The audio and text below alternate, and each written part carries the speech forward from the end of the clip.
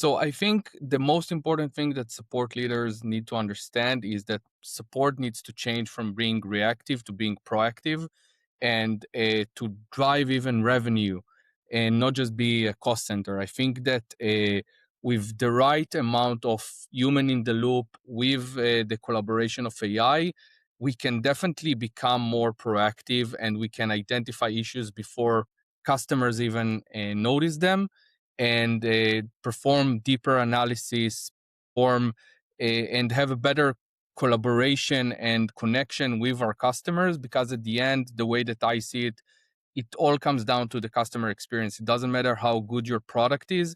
If you don't have a good team that supports it, not just customer care, but also customer success, even product and so on, I think that you're not going to be a successful company. And I think it comes down to how we can use the technology with the relevant people to actually to show value to our customers.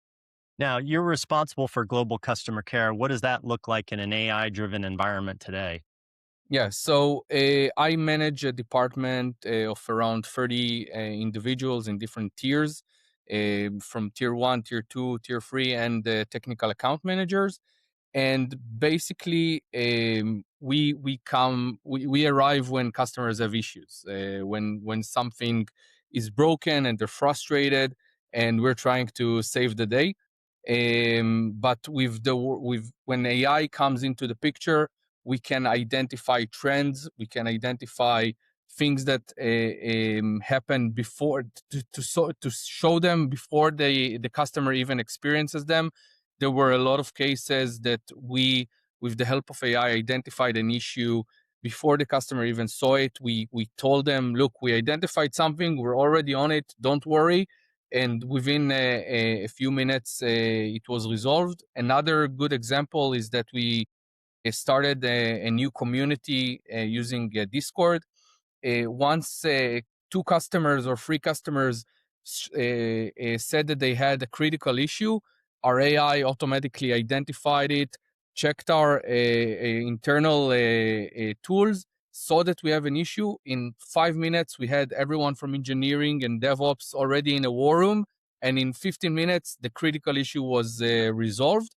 And that's exactly where we play around with AI and people to make sure that things are being delivered faster. And the customers were actually happy. We had a critical issue.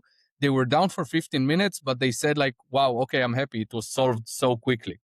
Well, it's funny, I was in telecom for a long time, and there was a theory. I don't know if anybody ever put it into practice that if you had a customer call into customer service and have a good experience, they were more loyal than one that hadn't, that had just had perfect service all those years. Um, so it's interesting that you say that because I think people are naturally, if you help them out, they realize things go wrong and things are going to happen. But if you do it in a kind of, as you say, in a very reactive, proactive method, they're going to be really happy with that. I imagine that increases loyalty quite a bit.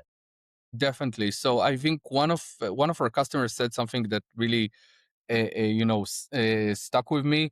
He said, "It's the first time that your support department gave me that the support department in general gave me a wow experience." And that's a quote that I'm using with my entire department, and I'm telling them we need to replicate this. We need to duplicate that experience because if a customer is telling us you gave me a wow experience, he'll definitely be more loyal to us. Will reduce churn, will increase the adoption and stickiness, and a lot of it comes down to the value that we're giving them as support as well. Yeah. Now, with results like that, well, first of all, give that information to your marketing team too. As a marketer, I want that. I want that quote and that customer's name and blast that all over the place. There seems to be a lot of pressure to automate support. Where do you think most of that pressure comes from today?